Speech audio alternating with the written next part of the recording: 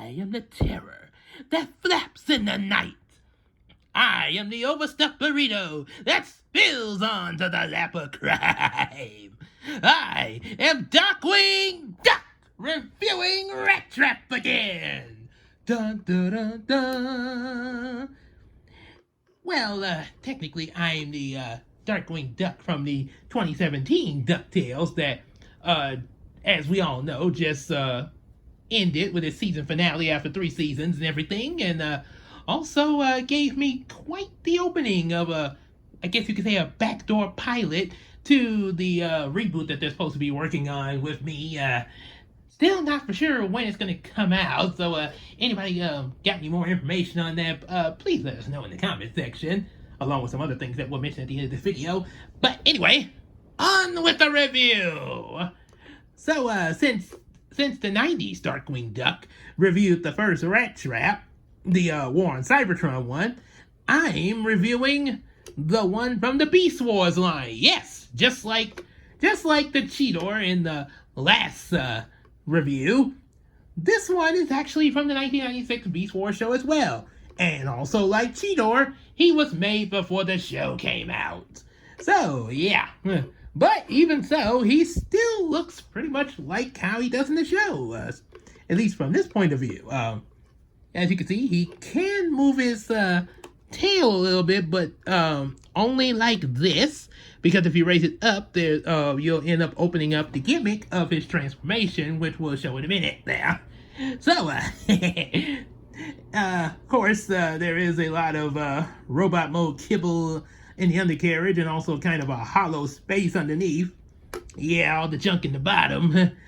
Well, what you gonna do? It's, I mean, unlike the show, you can't exactly just conceal it like an actual rat. I mean, because the toys aren't CGI, as Jim Sterling say, CGI. So yeah, other than that, much like the War on Cybertron Rattrap, he pretty much is kind of a brick there. But I do like this one a little bit better than the War on Cybertron. I mean, the War on Cybertron, I'll be a little bit more merciful with it. Myself. I think I think it was actually a good attempt and everything, and they tried to make him real small like an actual rat, but I think that's where they kind of messed up in, really giving you some good features and everything because of it being so small. I mean, yeah, Rattrap is a small transformer, but he's not that small. I mean, seriously, have y'all not seen the show? But anyway, people make mistakes. He can, however, move his feet in a variety of ways all the way around there. Yeah, all 4 of his feet, yep, they can move. That's pretty much the most of movement that you'll get in beast mode there. You can do this with his head a little bit there. And that's pretty much it there. So let's get down to the robot mode. Let's get dangerous. Rattrap, maximize. So, let's make sure we kind of got things where they can come out for this little gimmick, because if you have to have stuff positioned just right, because this is what you do. Okay, you saw we can move his tail like this. However, what happens when you start to move it up? All right, let's kind of, you can either move it up or you can even move the head, because it's sort of kind of got a connection with the head just a little bit. So, anyway. Okay, try to get probably hold on to the legs. So, what we're gonna do? See, there you go. As you're pulling the tail up. Yeah, see, that's why you have to have it just right, because, one little flaw and, things kind of get a little messed up there. So, yeah, I'm still trying to work with the thing, okay? So it's probably best if we move it from the head-wise. Okay, unlock. And, yep, you just open him up. And voila, he's in robot mode. pretty much like another Transformer. There's another Transformer that was in the 1996 toy line, but he didn't appear on the show. He may have appeared in the animated Beast Wars Neo or something like that. Hadn't really watched it, but I do know about it there. Might possibly check it out, just for the heck of it. But anyway, another Transformer called Razor Beast that Will Smith got really excited about in an episode of Fresh Prince of Bel-Air. Cool, Razor Beast! I've been looking for him for weeks! he's such a kid. So, yeah, pretty much transforms like him. I guess you call them shell formers, kinda. So, let's get the tail. Since we got the tail up, we're gonna bring it down. So it kind of compacted a little bit. Not as compact as it would be in the show, but because of the little gimmick, yeah, that's pretty much what you get. The feet can be in any position that you want, because they are free to move. So, you can have them going down like that, or you can make them go up. It doesn't matter. It's up to you. I would just probably keep them in this position in both modes there, but that's just me. As you can see, his arms have good movement. They're only limited by the backpack. Yeah, it's quite a bit of backpack. It doesn't compact as much as it does in the show, but that's okay. But he at least can get a good movement out of his arms for the range that he can move them. And one good thing about this one from the War on Cybertron is how the arms are attached like this and not to the backpack there. So this is a lot better. This is a lot better than the other figure.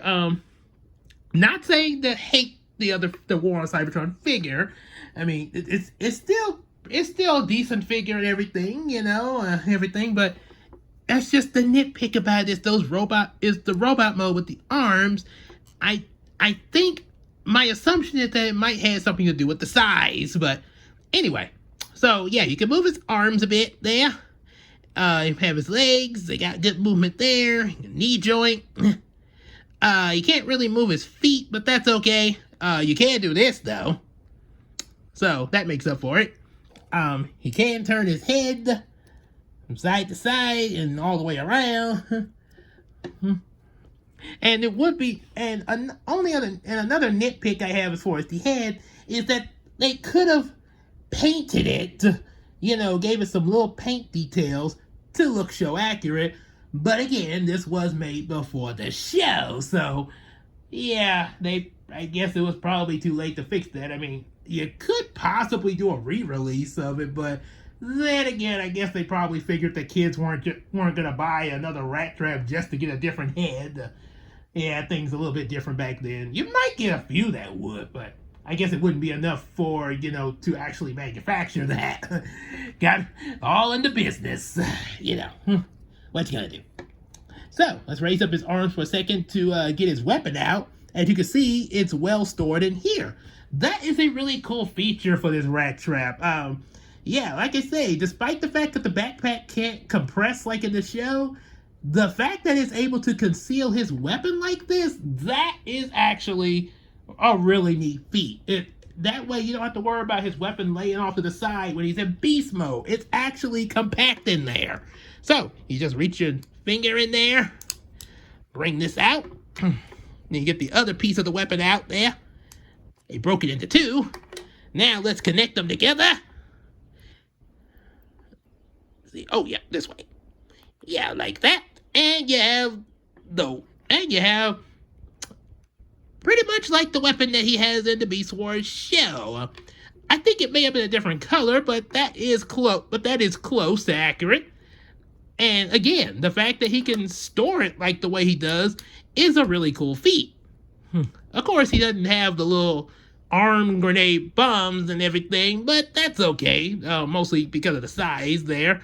There is another Rattrap figure that does have that. I think it's like a Kingdom, not the War on Cybertron, but I think it's like a Voyagers or something like that. I'm not completely sure how, but it does. But only difference is it has a different transformation as far as the backpack, were like the kingdom, these feet would become his robot mode feet too, and well, that's not.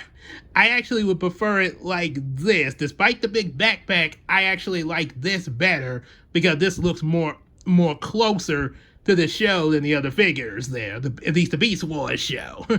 So, yeah, that's pretty good. That's all I pretty much got to say on that there. Let me try to get him to stand up there for you.